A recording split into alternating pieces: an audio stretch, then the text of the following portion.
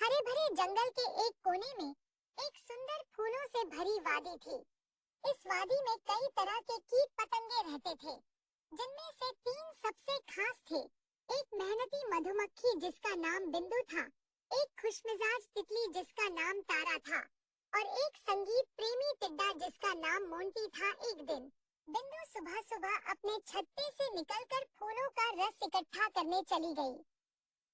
तारा अपने रंग बिरंगे पंख फैलाकर फूलों पर मंडरा रही थी और मोंटी एक पत्ते पर बैठा अपनी सुरीली आवाज में गाना गा रहा था। तीनों की मुलाकात एक बड़े गुलाब के फूल के पास हुई। बिंदु ने तारा और मोंटी को देखा और कहा, तारा, मोंटी, क्यों न आज हम तीनों मिलकर कुछ नया करें।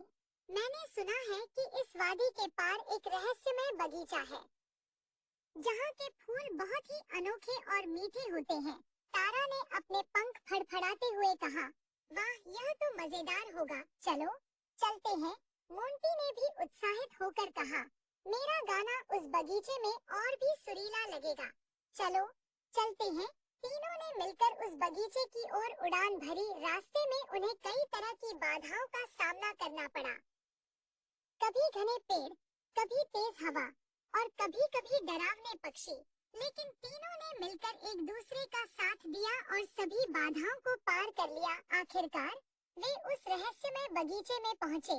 बगीचा वाकई में अद्भुत था। वहाँ के फूल न केवल सुंदर थे, बल्कि उनमें से एक मीठी खुशबू भी आ रही थी। बिंदु ने तुरंत फूलों का रस इकट्ठा करना शुरू किया। तारा ने फूलों पर मंडराते हुए अपने पंखों का जादू बिखेरा और मोंटी ने अपनी सुरीली आवाज में गाना शुरू कर दिया। लेकिन तभी एक बड़ी मकड़ी ने उन पर हमला कर दिया। मकड़ी ने सोचा कि वह इन छोटे कीटों को आसानी से पकड़ लेगी। बिंदु, तारा और मोंटी घबरा गए, लेकिन उन्होंने हार नहीं मानी। बिंदु ने अपने छोटे पंखों से मकड़ी पर वार किया। तारा ने अपने पंखों से धूल उड़ाई, जिससे मकड़ी को कुछ दिखाई नहीं दिया और मोंटी ने अपनी तेज आवाज में गाना गाकर मकड़ी को विचलित कर दिया। तीनों ने मिलकर मकड़ी को भगा दिया और राहत की सांस ली। उन्होंने एक दूसरे को धन्यवाद दिया और खुशी खुशी अपने काम में वापस लग गए। बिंदु ने सबसे मीठा रस इकट्ठा किया।